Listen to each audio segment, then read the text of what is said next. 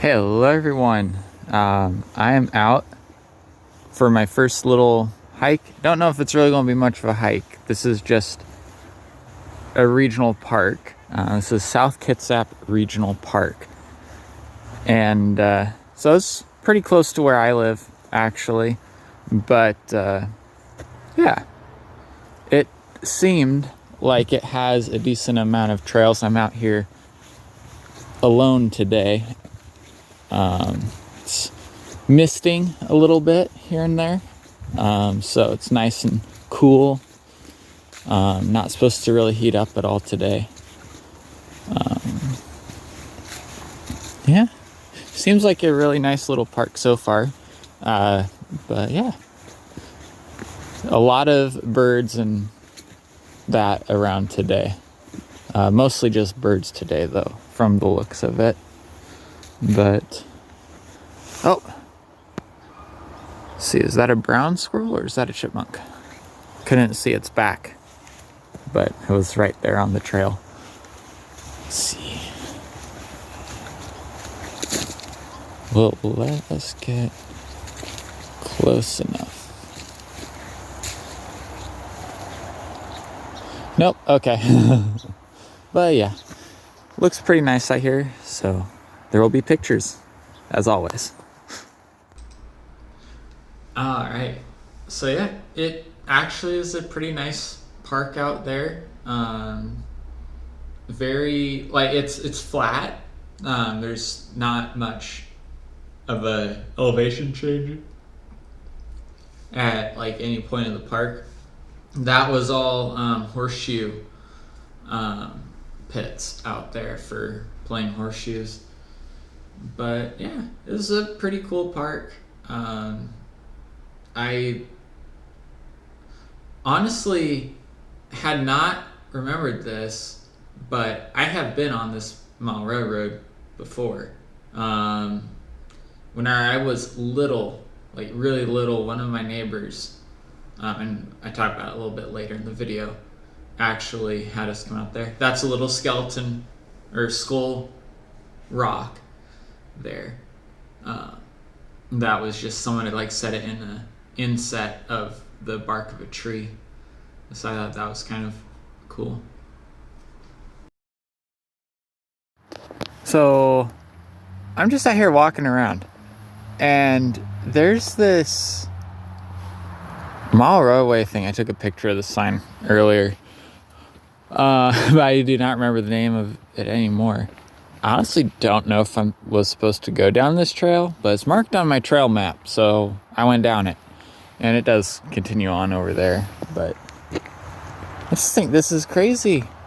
There are so many little model rail lines out here. Just, you see all the way back, even behind the trees, there's two over there, there's the two here, they all cross over each other and everything. Then it splits off again over there. Like, this is cool, man. I honestly feel like I'm gonna have to come out here at some point. They do it, what is it, every second and fourth Saturday. It's on the sign, but I know that the month that they do it is October. So I'll have to come out here one of those Saturdays that they're doing this and talk with them a bit. I did see one of their guys out there earlier, but he was working on stuff and in their spot that they don't want people to walk up to. So, yeah, this is pretty cool. I did not expect to see it. They have little signal blocks too.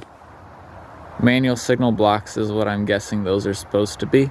It's what they remind me of, but the thing is that there's not like a pair, because that's the end of SCA, whatever that means, right? And so that would theoretically be the name of the signal block, but usually what you'd have is you'd have another signal block on this side of the rail line, to start the new signal block if you're using manual signal blocks. So I'm not sure. They may just not have everything like fully laid out or whatever, but yeah, this is pretty cool. It's been a really long time since I've seen these before. Seen an actual like rideable model railroad. At least I'm pretty sure this is a rideable one. They have that station that I took the picture of earlier, out where the sign is. So yeah, man, this is cool. But anyways, we'll see. Where did this one come from? Man, I honestly want to walk along the side of the track, but I'm pretty sure that would not be preferable. Especially if they decided to run a train down them. So, but yeah, pretty cool. So I actually, just sending pictures to my dad and that, found something out about this little railroad. I've actually been on it before. One of our neighbors from way long ago, whenever I was 3 and 4 years old, actually worked on this railroad and invited us to come out to it.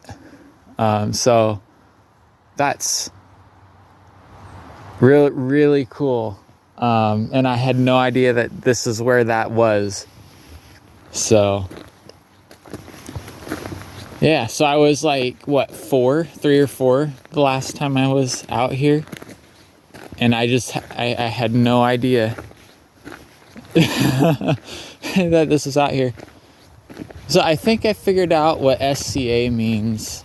Might have figured it out. It could be switch controller, because I saw a few others. And then W, I'm not sure. I keep seeing the lettering repeated, right? So, and then obviously there's yield here. But I saw like another SCA thing. So I feel like that's probably some kind of a switch thing. But I'd have to ask in reality.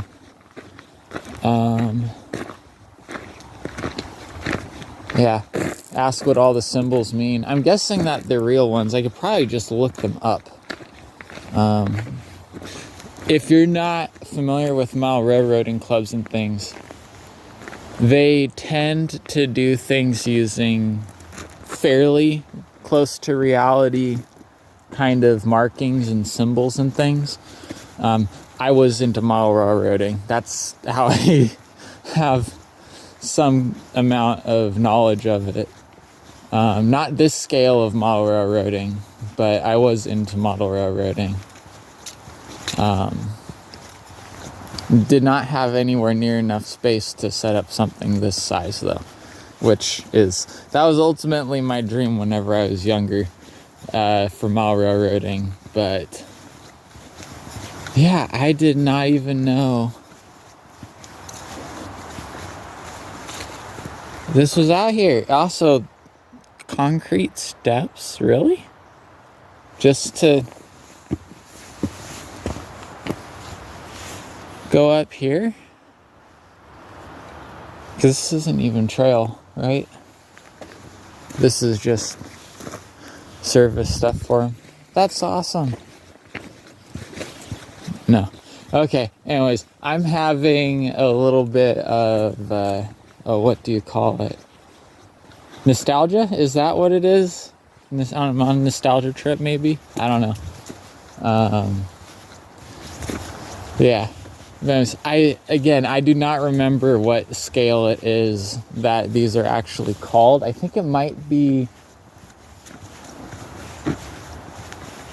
Is it G? Is that the scale for these? So if you're not aware of the different scales, so say if we use the that left track there as the base, right? So that one, and then if I come out to like right here, that would be about a full-size rail line. If I come in about 4 to 6 inches, somewhere around there, then that goes to narrow gauge. But yeah, pretty cool. All scaled. Everything about model railroading like this is scale. They're pretty much. So, and I do not remember the numerical conversions for the different scales. Obviously, narrow gauge isn't necessarily considered scale because that's an actual production used gauge, but you get that in mountains, mines, very tight operating spaces, basically, is where you see narrow gauge a lot. Yeah. So, this is cool. I'm breaking out all my rusty railroading knowledge. And if I'm wrong, just correct me on it. But, yeah, no. And then below HO, you have N, which is, I think, 3/4. No, not 3/4 of an inch. It's, actually, no, HO is 3/4 of an inch, I think. Which would mean that O, because HO literally just means half O. Also, this is probably a deer trail, not an actual trail. But, or, I mean, it's been used as a normal trail for sure, but, yeah. But HO is half of O. I think it's 3/4 of an inch, not a whole inch, actually. But then N is somewhere around half of HO, if I remember right. And then Z is the smallest.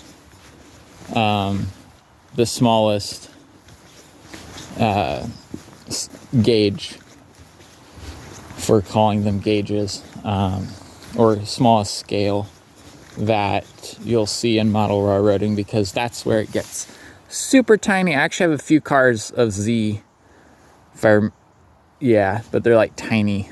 So that's like just between my forefinger and my thumb. Not that the camera's going to focus on them, but yeah, they're small.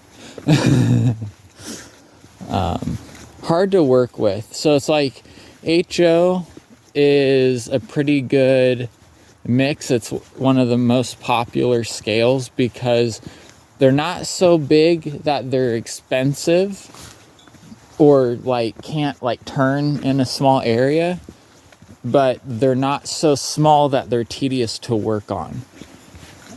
So it's like a happy medium. And then it also is, isn't hard to like put a decent amount of detail into an HO scale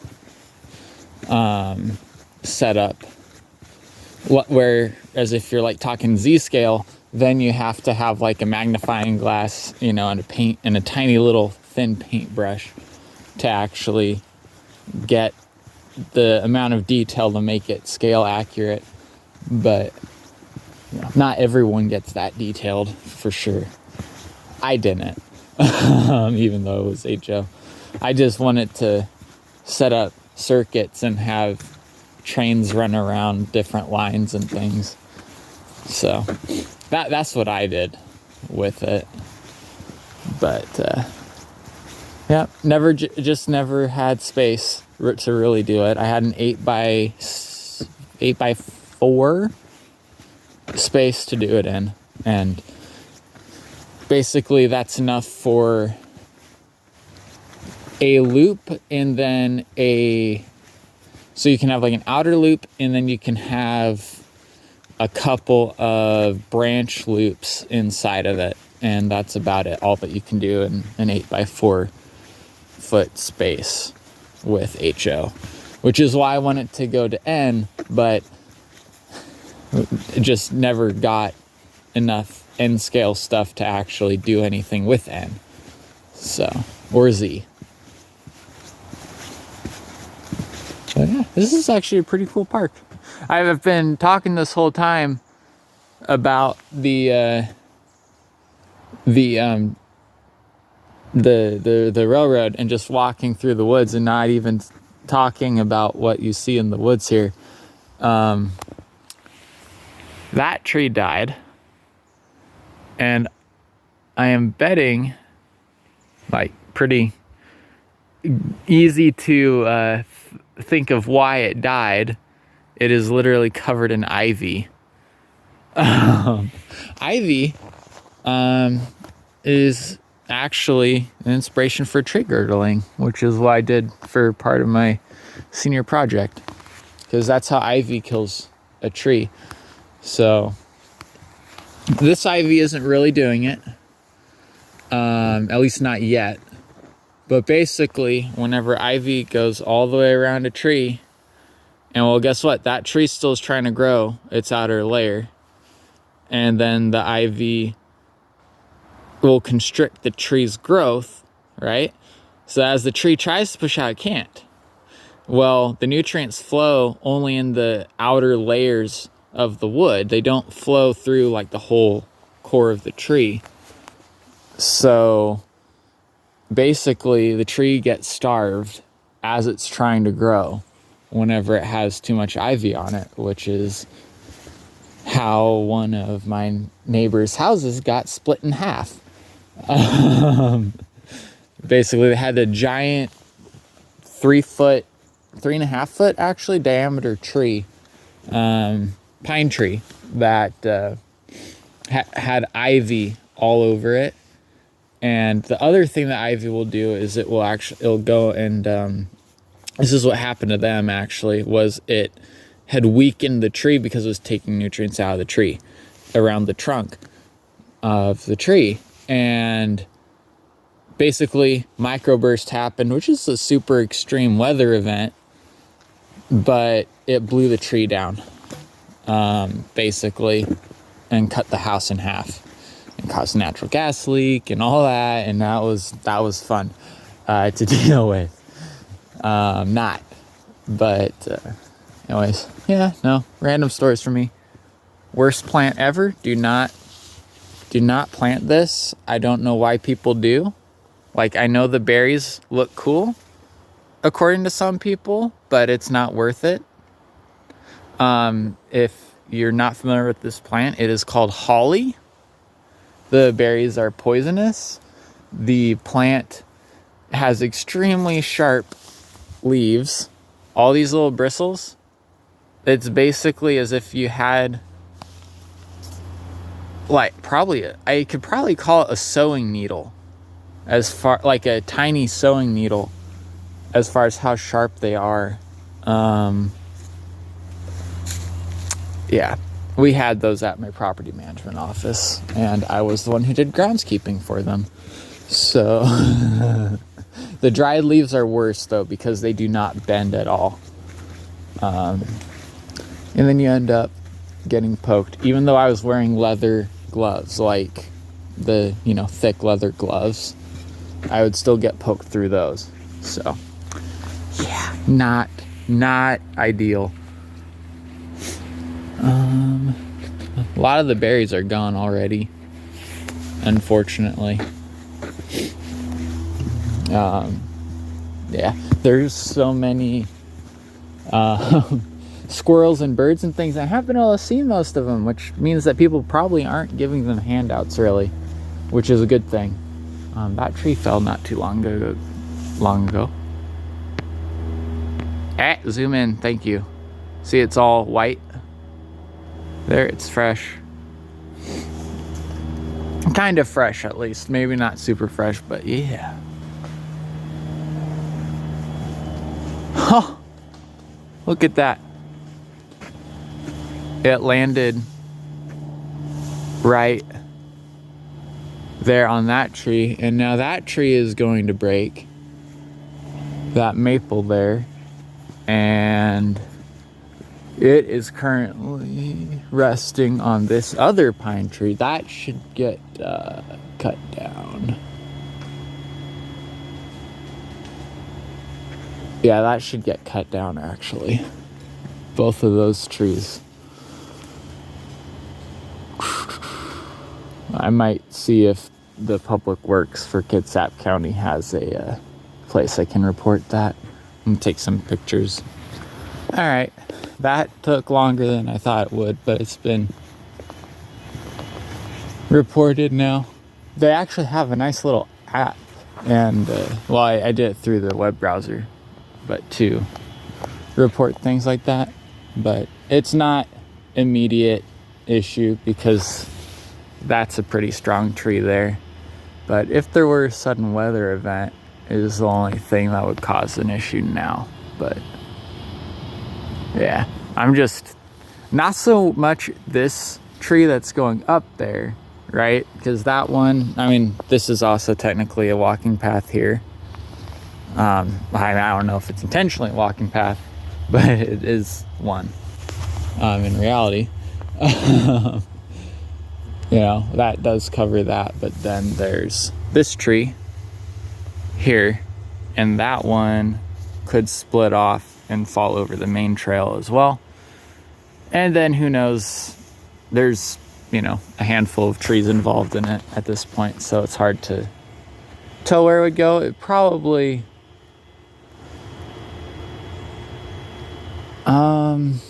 probably wouldn't be too bad, but you know, better safe than sorry.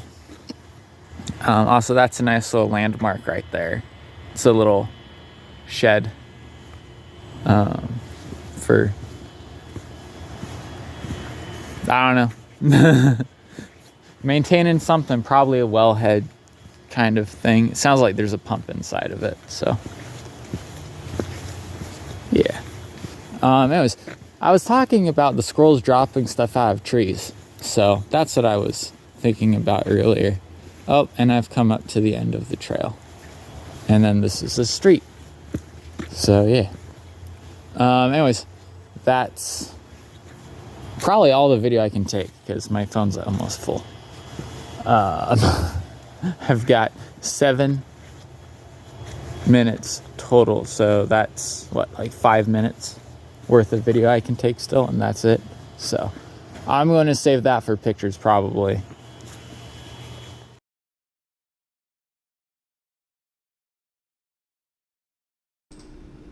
All right, and that is actually the end. So thank you all for watching, and I will see you all next time. Bye.